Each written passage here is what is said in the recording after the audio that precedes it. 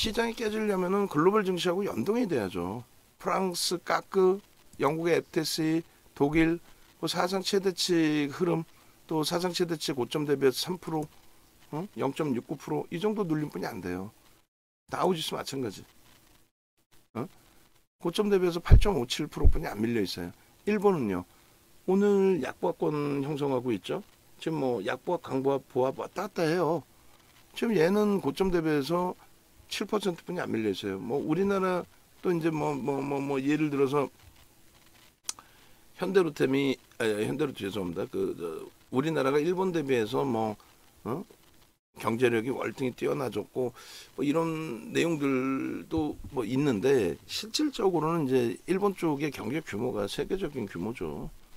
근데 그 선진 시장 지수에서의 흐름이 고점 대비 안 밀려 있어요. 어떤 이유에서든 뭐 엔화 약세를 제가 자주 말씀을 드렸는데 어떤 이유에서건 지수 기준에서 밀린 게 없잖아요. 이런 흐름 속에 다우지수 마찬가지. 또 S&P 500 지수도 고점 대비 14%입니다. 대만 같은 경우에도 고점 대비해서 15%뿐이 안 돼. 그럼 우리나라 지수 기준으로 2,800이라니까요. 이 두 개 기준이 2,800 그리고 여기 기준 3,000을 넘기고 있는 거죠 지금. 그리고 얘네는 사상 최대치 신고가 랠리의 기준이 되는 거고 유럽은. 그러니 시장이 붕괴될 이유는 없다. 나스닥 같은 경우는 시가총액 규모가 미국 시장에 5위까지 올라섰었던 테슬라의 기준에 고점 대비 48% 하락이에요. 그럼에도 저점을 이탈시키지 않아요. 현대로템은 지금 계속 매수해요. 비중을 막 20% 이상 확대할 수는 없어도 계속 계속 매수해요. 현대로템은 프로그램 쪽이 73만 주입니다. 그렇게 해서 시장은 이탈되지 붕괴되지 않는다 쪽을 해석을 합니다. 다만 이제 아까도 좀 전략 설정에서 말씀드릴 때 막 화도 내고 했는데 어떤 부분이냐면 우리나라 기준에서 코스닥은 그나마 나요. 글로벌 시장에서 대만이나 S&P 500 지수 수준으로 돌려놓은 거예요. 일본이나 미국 그 다우지수 수준으로 돌려놓으려면 950 정도는 가 있어야 돼요. 그 이상. 그리고 추가적으로 유럽 증시의 흐름으로 연동되려면 뭐 고점 돌파해야죠. 근데 코스피는 아예 못 움직였잖아요. 근데 이제 거래가 실려 있어요. 오늘까지 하면은 벌써 코스피 월간 단위에 지난달 월간 단위의 거래 대금을 넘겨요. 근데 어떻게 정점이 찍힙니까? 주간 단위 기준에서 오늘 기준에 종가까지 하면은 지난주 거래 대금을 넘겨요. 근데 어떻게 고점을 찍어요? 그러니까 기본적 분석도 못하고 기본적 분석이라는 게 뭡니까? 경제 동향 보는 거죠. 경제 동향이 나쁜데 금리를 급격히 올려요? 아니잖아요. 경기 동향이 안 좋은데 유럽이 사상 최대치 신고가가 나옵니까? 아니잖아요. 경기가 안 좋은데 3,000포인트 위쪽에 흐름 환산했을 때 일본이나 다우지수가 아니잖아요. 경기가 굉장히 좋은 기준이에요. 금리를 급격히 올려도 크게 무리가 없을 정도로.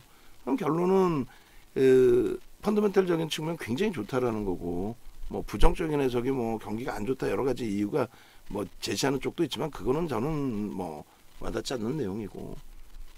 두 번째 기준 기술적인 부분인데 기술적인 부분에 거래를 수반하고 강세를 띠는 과정 속에서 이게 정점이다? 그런 게 어딨어 세상에. 그리고 그 거래대금의 기준이 적은 거래대금이 아니잖아요. 사상 최대치 거래대금을 제외한 2020년 이후의 흐름 평균치를 놓고 본다면 그러면 거래대금의 기준이 어느 정도 수준이에요? 지금 기준이 주간 단위 기준에서 요 앞전의 흐름까지만 해도 시장이 이탈돼 있더라도 크게 버겁지 않았던 수준이란 말이에요. 6조 정도? 6조? 그죠? 이 앞전의 수준이라는 거는 2022년 상반기까지만 해도 시장이 뭐 추가적으로 이탈되는 범위가 그 이후에 나왔는데 어쨌든 이탈되기 직전의 거래 대금 기준에 여기까지의 기준으로 따진다면은 한번 물려 떨어지고 나서 그나마도 하방이 좀 잡혀지는 흐름 정도의 기준이 돼요. 요 이상의 흐름이 요 앞전의 거래대금 기준이 됩니다. 여기까지만 형성돼 줘도 좋다라는 거죠. 가능성은요 있죠. 왜? 코스닥 쪽에서 이제는 유가증권 시장 쪽으로 매기가 많이 돌려지고 있어요. 포스코 그룹주들만 놓고 보시더라도 굉장한 겁니다. 굉장한 거예요. 그래서 지금 한 이틀 사이에 우리도 휘청했죠. 수요일까지 얼마나 행복한 상황이었냐고요. 포스코그룹주에서 어마어마한 수익도 내고.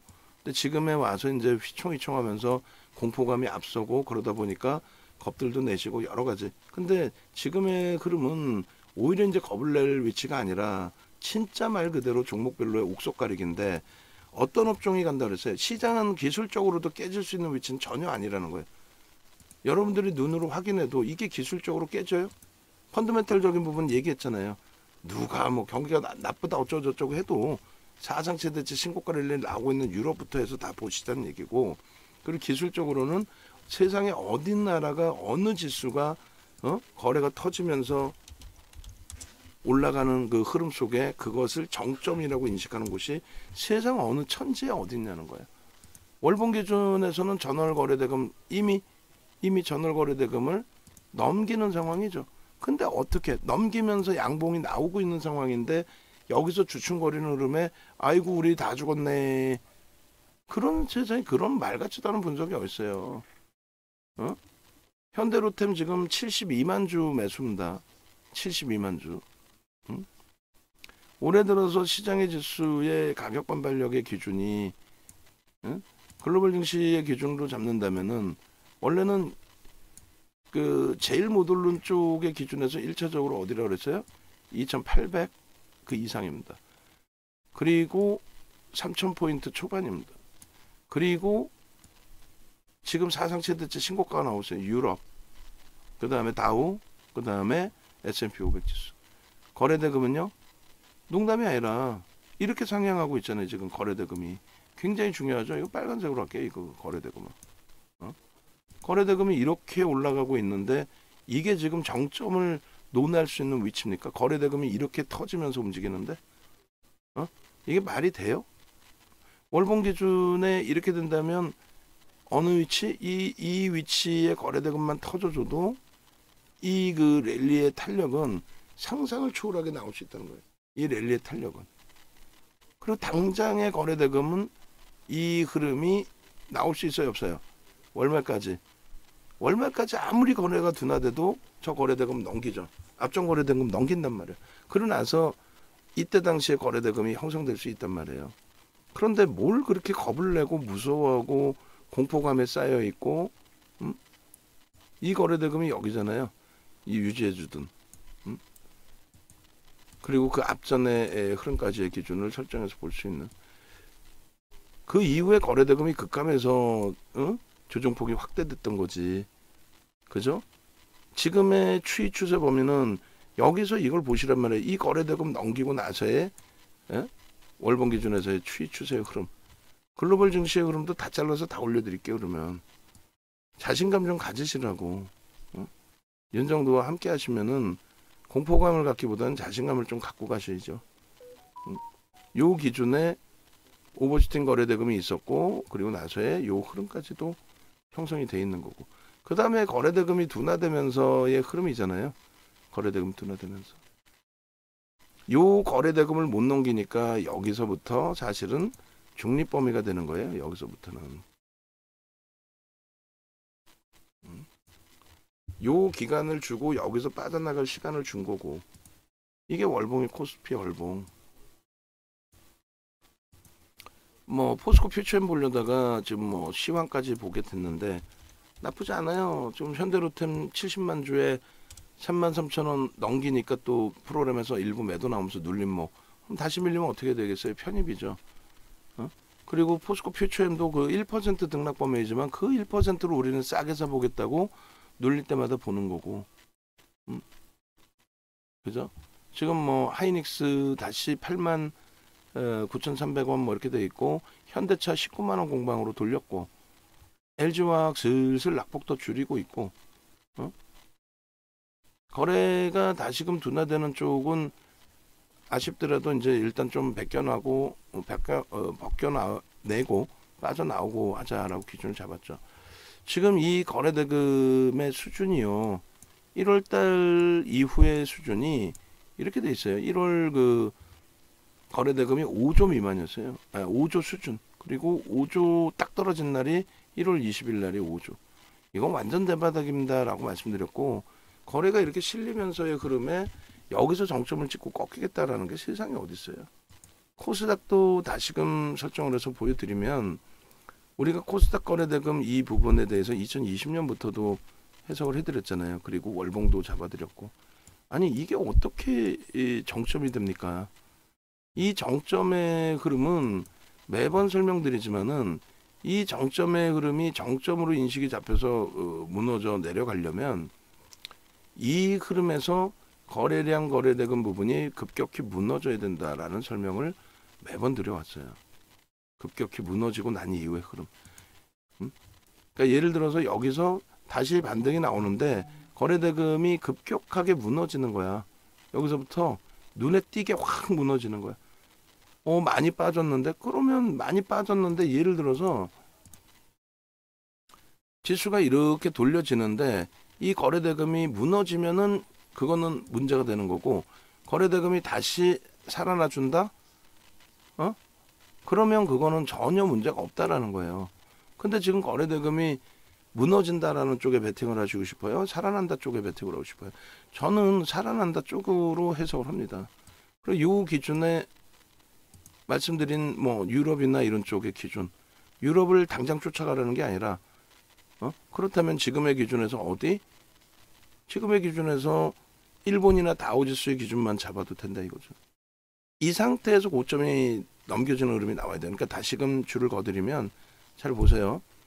이렇게 거래가 수반되고, 그리고 거래가 급격히 밀려 내려갈 때 기준, 요 자락이 여기까지란 말이에요. 그죠? 그러면 이렇게 박스를 칩니다. 요 기준에서, 그러니까 몇 날 며칠을 설명드려도 당장 내 계좌가 파란불이면 감당이 안 되고, 그리고 또 이탈자도 나와요. 장이 좋아도 이탈자 나오고, 이렇게 한 이틀 그냥 출렁대면은 그 공포감에 내가 또 윤정도 잘못 선택한 건가? 이렇게 또 된단 말이지. 근데 잘 기억해 보시면, 우왕장하고 말도 안 되는 내 손실폭을 우왕장하면서 그대로 가져가면서 회복할 수 없는, 돌이킬 수 없는 그런 상황에 우를 또 범하실 거냐, 아니면 명확하게 좀 기준을 잘 잡아서 수익을 계속 좀 창출해 나가실 거냐, 그거를 지금 자락에서도 곰곰이 고민해 보셔야 돼요. 요 기준에서부터 이제 굉장히 중요한 흐름이 나옵니다. 여기에서부터 거래가 어찌됐건 급격하게 하향이 됩니다. 그죠? 급격히 하향이 됩니다. 급격히 하향이 되는데, 그런데 고점을 1차적으로 넘겨요. 여기도 고점을 넘깁니다. 그죠? 근데 이 고점을 넘길 때 이 줄을 내려서 이렇게 보시면, 앞전에 거래 대금을 못 넘기는데 고점을 넘긴단 말이에요. 그 이후에라도 거래 대금이 실려줘야 되는데 안 실리면서 고점을 넘겼단 말이에요. 이게 굉장히 중요한 내용이에요. 여기서의 고점을 넘길 때는, 여기 고점을 넘겼는데 말 같지도 않은 분석을 합니다. 종목이면 모를까 지수 분석, 종목도 소형 잡주나 설정될 수 있는 앞전 고점 주요한 구간인데 이탈됐다. 이게 이탈되면 어쩌다고, 지수인데. 이탈되면 하한가 맞아요? 아니잖아요. 좀 9시 37분에 한농화성 말씀해 주실 때가 검색기에 떴겠죠. 예쁜 공대님. 라이브 방송 한농화성 캡처하시라고요. 그것도 지정을 해주세요. 누가 캡처할지. 지금 원고 만드는 쪽 업무를 계속 줄여드리고 있어요. 그쪽에서도 내놓을 업무 내놓고, 이건 제가 할게요 하는 업무 있으면 제가 할게요 하고, 제가 할게요 하는 업무가 누락되지 않게끔 기준 잘 잡고, 라이브 방송에 한농화성 예쁜 공대님이 9시 37분 11시 52분에 올리셨네. 그러면 그 기준 잡으면은 어떻게 돼요? 아까 이용철 연구원도 마찬가지로 검색기에서 이때 표착된 내용가 아니죠? 5%대 포착된 거하고 15% 포착된 거 같아요?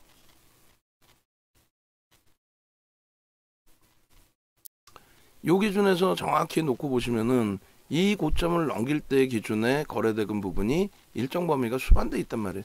그 고점까지 완벽하지 않더라도, 여기서는 그나마도, 그죠? 그래도 넘겨도 조금 부담스러운 건 있어요. 그 앞전 고점들 뭐 이렇게 넘길 때는 어떻게 돼요? 그 부분에선 거래대금 다 넘긴 거야. 어? 앞전 고점 넘길 때 이 거래대금 대비 넘겨져 있잖아요. 그 다음 거래대금이. 이게 그렇게 어려운 내용이에요? 어렵지 않죠. 어렵지 않은데 막상 여러분들이 내 포트폴리오가 깨지고 내 자산이 손실이 나면 이런 게 귀에 안 들어오죠. 당연히. 그럴 때일수록 뭐를 잡아요? 그럴 때일수록 주력주를 또 보는 거예요. 주력주를 딱 보고 있으면 아 그래 왜 주력주를 포착하는지 편입하는지 알겠다. 수익 날 때 변동성 종목 수익도 좋지만 깨지니까 그냥 물거품이 되는구나. 일장춘몽이구나. 요 고점 거래량을 넘기잖아요. 응? 넘기면서의 흐름들이 고점들이 계속 나오는 거 아닙니까? 근데 지금은 이 고점을 넘기는데 거래량 부분들이 실리지 않아요. 그러면 그게 정점이란 거예요. 그게 시장의 정점. 응? 요 거래량들을 넘기는데 응? 요 거래량을 넘기는데 거래대금이 실리지 않는다. 그러더니 급기야는 이제 깨져 내려가더라. 기준이 되는 거죠. 그죠? 급기야는 깨져 내려가더라. 끝나는 거예요. 죽었다는 거지 뭐. 결론적으로 기술적 반발력이 나오더라도 어느 위치까지 나오겠느냐 그런 그 흐름들을 고민을 하셔야 되는 거고 여기서 깨져서 내려갈 때 결국은 저 고점을 넘겨요 못 넘겨요? 못 넘기죠. 못 넘깁니다. 이 고점들이 앞전의 고점 이 라인을 못 넘기면서의 흐름으로 밀려 내려가요. 계속. 거래는요. 못 넘기는 정도가 아니라 거래는 계속 둔화돼. 근데 이걸 또 갖다 붙여놓고 기술적 분석을 하고 앉아있어요. 거래가 없는데. 그러니까 윤정도는 지금 거래 대금을 보여드리는 거고 일반적인 시장에서의 그 기술적 분석도 못하는 것들이 검증도 안 받은 것들이 나와서 떠들어대는 거는 그냥 거래량 끄집어내놓고 거래량 무슨 의미가 있냐는 거예요. 거래량이. 결국은요. 지금의 기준은 뭐예요? 그냥 눈에 보이는 것만 믿으시라니까요. 앞전 고점을 넘겨. 그 앞전 고점을 또 넘겨요. 별거 아닌 것 같고 우습죠. 윤정도가 현대로템을 잡아들여도 그냥 뭐 막연하게 잡는 것 같고 실패된 종목이지만 KG ETS를 개장주에 잡는 것도 막연히 잡는 것 같아요? 아니잖아요. 이 거래량 부분을 넘겨줄 때 기준을 설정을 해서 종목군들도 또 의지할 수 있는 게 장중에는 수급 범위가 명확히 안 나오니까 프로그램 수급을 보면서 그리고 여기가 진짜 정점이라면 윤정도가 틀리다면은 이게 정점이 아니다라고 얘기했는데 정점이 되려면은 글로벌 증시도 조정이 나와야 되고 깊은 조정이 그리고 또 한 가지는요 거래가 하향돼야 돼요. 하향되는 게 눈에 확 띄어야 돼요. 지금은 거래가 지금 하향이에요? 지금 거래가 하향입니까? 여기가 지금 하향된 거예요? 앞으로 하향되면은 이라고 표시했고 극단적으로 파란색을 그어놨을 뿐이지. 응? 굉장히 복잡한 그림이 됐어요. 근데 지금 시장에서 또 고점 대비 지수가 밀려 내려오니까 많은 분들이 야 이거 뭐 고점이야 빨리 정리하고 뭐 기술적으로 대처하고 그건 기술적 분석이 아니에요. 그 정도를 가지고 기술적 분석을 한다 그러면 혼나죠. 이거는 진짜 별거 아닌 내용인 것 같아도 엄청난 내용이 되는 거야. 엄청난 내용. 지금 이게 주봉인 줄 알았더니 일봉이네. 일봉이라서 뭐 굉장히 촘촘해졌네. 주봉으로 보면은 더 좀 편할 텐데 주봉으로 그린 걸일 걸. 에이 힘들게 그렸네. 주봉으로 보시면 이제 더 쉽거든요. 주봉으로 보시면 일봉은 너무 촘촘하고 주봉으로 보세요 저거 거래대금 거래량 부분 눈에 확 띄죠. 주봉으로 한번 더 그려드려요. 너무 복잡하지 않게 얘는 깔끔하게 그 뭐 보이시는 그대로의 기준을 잡으면 됩니다. 1차적으로 매수 구간에 매수의 구간에 거래량의 기준, 거래대금의 기준 여기까지 매수의 구간으로 설정을 해버리죠. 그죠? 밑에 그냥 시간 그 박스는 안 쳐드릴게요. 이때까지의 기준에 중간에 한번 휘청됐지만 결국은 거래대금은 터져 있다라는 거예요. 중간에 한번 휘청됐을 때의 기준에 이러한 그 조정이 있었는데 요거는 뭐 여기에 연동돼 있는 폭이고 결론적으로는 중립범위였다. 아니 그리고 저렇게 내려올 때는 뭐 차익 실현하면 되죠. 근데 이제 그 지금의 논리는 뭐냐면 조정을 받을 때에 신호가 있다. 대사락의 기준에서는 단기적으로 급락 나올 때는 이거는 아니다 과하다의 기준으로 해석을 한 거고, 그리고 고점을 넘길 때의 기준마다 결론적으로 거래가 계속 수반됐다라는 게 확인이 된단 말이에요. 이 고점들을 넘길 때. 그러면 이 고점을 넘길 때 기준의 거래량 부분들, 요자락의 기준, 추후의 기준에서라도 또 요자락의 기준, 그죠? 요자락의 기준, 추후의 거래량 부분까지 포함을 시키는 거예요. 만약에 이제 미덥지 않다라고 한다면 다시 한번 보면 되는 거고, 넘겨진 거래량의 기준이잖아요. 여기서도 넘겨진 거래량의 기준입니다. 그러니까 그 정점 인식을 안 잡아도 되는 거예요.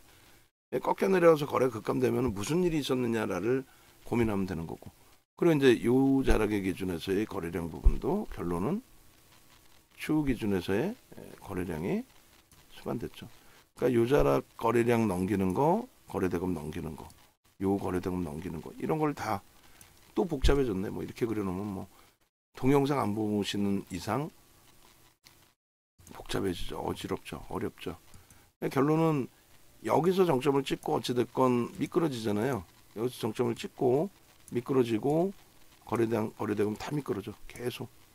이거를 길게 잘라서 봤더니 결론적으로 이렇게 거래가 다 미끄러진 거예요. 거래량 고점을 넘기지도 못하고.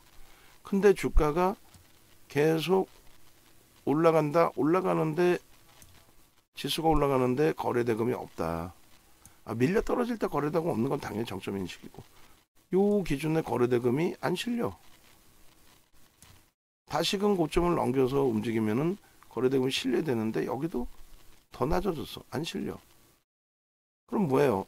계속 에코프로도 말씀드린 것처럼 걔네들이 반등이 나오고 세질 수도 있지만 결국 안 실려. 자, 현대로템이 79만 5천 주, 80만 주 수준까지예요. 100만 주 넘기면 어느 가격에서든 또 문자 나간다고 그랬죠. 그리고 여기서 이제 깨져 내려가는 그 흐름 기준에 어떻게 돼요? 이 전체 추이에서 거래가 없잖아. 동반적으로. 이건 뭐 가장 단순한 얘기 아닙니까 이거는? 그러고 나서 이따시만큼 거래가 터지면서 움직임이 나오는데 왜 얘를 예단을 하냐 이거죠. 얘를 왜 예단해?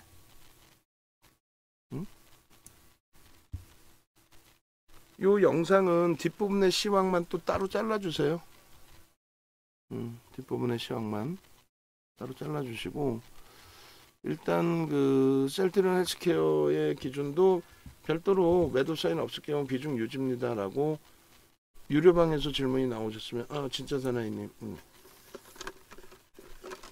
만약에 오늘 공격적으로 들어가는 현대로템 혹은 뭐 포스코 퓨처엠에 대한 편입 연금 여력이 없으실 경우 정리 후 이동입니다. 무슨 말인지 아시겠죠? 그래서 이 편입을 해야 되는데 현금이 없을 경우의 기준인 거고, 지금은 시장은 그러니까 결론은 어찌됐건 윗방향으로 시장 무지 셀 거다라고 결론을 잡고 있잖아요. 그래서 어지간한 종목 다 올라갈 거란 말이에요. 시가총액 지금 셀트리온 헬스케어도 시가총액 뭐 3위 사이 왔다 갔다 하죠. 어지간한 거 올라간다고 봐요. 근데 그게 이제 시간이 좀 걸릴 수도 있다라는 건데, 이미 거래가 2, 3주 전부터 터져 있었기 때문에 터지는 거래 대금을 기다려 보자라는 거예요. 완벽하게 포기하기 전까지는. 근데 현금 여력이 지금 없어. 그렇다면은 일단 옮기시는 쪽의 전략으로 권해드립니다. 지금 기준에 이 흐름이, 아니 방송 보시면 아니 속단 표현으로 진짜 정신 나간 애들 맨날 나와서 뭐라 그래요. 뭐 이거 비이성적으로 올라간다. 2차 전지 미쳤다. 아니 이때 그러면 올린 게 정상적으로 올라간 거야. 이게 그렇게 따지면 이때 올린 게 누가 올렸어? 진단키트, 제약바이오 아니에요? 물론 우리처럼 주력주 제대로 갖고 가는 쪽은 자동차, 화학, IT에서 수익을 다 잡아냈지만 표면적으로 변동성 나온 것들은 전부 뭐예요? 제약바이오 진단키트 아니에요? 그 수익을 우리가 놓쳤어요? 지금의 2차 전지처럼 거품 허벌났죠. 지금 2차 전지 거품 허벌나죠. 왜 똑같은데 지들이 못 샀다고 2차 전지 못 살게 구는 거야? 지금이 2차 전지가 무너져요? 2차 전지가 무너진다라는 거는 지금 코스닥 지수를 들어올린 에코프로 비행, 코스모화, 코스모 신소재가 다 무너진다는 건데 왜 무너져? 프리미엄이 높아서 LI 확 그냥 막 그냥. 그러려면은 이 거래대금이 아까 말씀드린 것처럼 이렇게 급감을 해야 돼요. 이렇게. 응? 이렇게. 오늘 뭐 마감 때까지는 거래가 저 정도는 차겠죠. 급감을 해야 돼요. 근데 급감을 할 거냐 올라갈 거냐 했을 때 지금의 거래대금이 에코프로 BM이 아니더라도 순환적으로 여기저기서 다 터져 나오고 있죠. 응? 그 돈이 어디서 나오는지 모르겠다. 아니 어디서 나오긴 재난지원금 다 뿌려대고 정치권에서 다 뿌려대고 그렇게 해서 돈이 무지하게 풀려서 금리 올린 거 아니에요? 돈이 풀려서 인플레이션 나온 거 아니에요? 돈이 풀려서 경기가 살아난 거 아니에요? 그 돈이 풀려서 인건비도 올라갔잖아요. 저희 힘들어 죽겠어. 월급날만 되면 피가 말라. 어? 전문가 정산 비용 나가는 날짜, 월급 날짜, 월세 날짜, 또 방송 협찬비, 막 머리 아파 죽겠어. 근데 짬뽕값은 안 내려. 어제 뭐 중국집 잠깐 가서 식사했더니 뭐 비용이 장난이 아니야. 어? 농담이 아니라 인플레이션 효과 부분들에 대해서 그 효과만큼 옛날에 얘기했잖아요. 농심 같은 경우에 라면값 올렸는데 그 시장 점유율에 크게 문제가 없다면 농심의 기준에서 시가총액이 올라가야 되는 게 정상이죠. 근데 그 속도나 규모 자체가 이제 어떻게 형성이 될 거냐의 중요성인 거죠. 결론은 저는 여기서 거래대금이 실릴 거라고 봅니다. 왜 여기서 안 실린다고 봐요? 만약에 여기서 거래대금이 안 실린다면 그때 대해서 고민을 해보는 거예요. 결론은 안 실렸을 때 이렇게 내려온다? 그렇지 않다라는 거죠. 그럼 어떻게 움직여요? 안 실리더라도 앞전의 흐름을 비교를 하시라는 거예요. 그럼 결론적으로는 우리는 이 기준에 사상 최대치 고점 랠리까지를 본다. 그 기준에서는 거래대금이 어떻게 실려야 된다? 우리는 이렇게 실릴 걸로 본다. 이 위로. 실리지 않으면 쉬어가면 되는 거죠. 급격한 조정이 아니라. 왜 조정이 급격히 나온다고 생각합니까? 그래서 현재 기준에서 자신감 가지시라고 우리 종목이 나중에 최근 들어간 단기 종목이 휘청하니까 단기 종목이 휘청했지 뭐 주력주가 그 문제되는 건 없고 오히려 어때요? 오히려 지금 땡큐하잖아요. 포스코 퓨처엠 어찌됐건 차익 실현 올해 들어서 딱 두 번째 한 차익 실현 아닙니까? 차익 실현 우리가 많이나 했어? 아니잖아요. 차익 실현 딱 포스코 퓨처엠 1월 31일 날 그리고 이번에 두 번째 딱 차익 실현 전량 얼마나 행복해요? 차익 실현하고 나서 적절히 눌려주니까. 그러니까 월봉 기준에서도 지금의 코스닥의 월봉의 거래대금이 이게 현재 기준에 무너질 월봉이냐 이거의 거래대금이 아니죠. 근데 뭘 그렇게 걱정을 하시나. 거래대금이 이게 무너질 거래대금이냐 그것만 해석을 하세요. 제가 판단할 때는 이 거래대금의 기준은 유지가 된다. 충분하다. 지금 포스코 퓨처엠 76만 주예요. 거래대금 계속 확인합시다. 거래대금 거래량 그리고 이 사상 최대치 거래대금 수준에서 지금 코스닥이 월봉에서도 움직임이 나오고 있다라는 거 그리고 하락의 기준에서 잡는다면 이렇게 기준인데 그 정점 대비해서의 거래대금의 기준 그리고 거래가 약화됐는데 이 고점이 형성이 됐잖아요. 거래가 약화됐는데 그러니까 저게 정점이라는 거예요. 그러니까 에코프로나 에코프로 BM이 추가적으로 강세를 띄더라도 2조 원대의 거래 대금이 안 나오는 이상 무너진다. 여기는 지금 보시는 것처럼 아니 지금 이게 거래 대금 줄어들겠냐고 월봉 기준에 다음 달에 줄어드는 걸 왜 미리 예단해요? 그래서 거래 대금만 수반되어 준다면 여기서부터의 그러면 당연히 사상 최대치 신고가의 기준이 나올 수밖에 없다. 그 거래 대금 어디까지? 여기까지 실려야죠. 이해되시죠? 그렇게 해서 제발 좀 부탁인데 여러분들이 그냥 막연한 예단 뭐 어디서 이상한 얘기 그런 거 듣고 힘들어 하시지 마시고 윤정두가 장 조금이라도 이렇게 흔들리고 우리 종목에서 변동성 때문에 버거워질 때 이렇게 전략을 아주 멋들어지게 잘 잡아드리잖아요. 그러면 자신감 가지시고 대처하시면 되잖아요. 그죠? 그래서 네이버에서 윤정두 검색하셔서 찾아오세요. 홈페이지로. 찾아오셔서 밑에 전화번호 나와 있습니다. 그 전화번호 확인하셔서 함께 하십시오. 전화번호 이거 확인하셔서 꼭 함께 하십시오. 아시겠죠?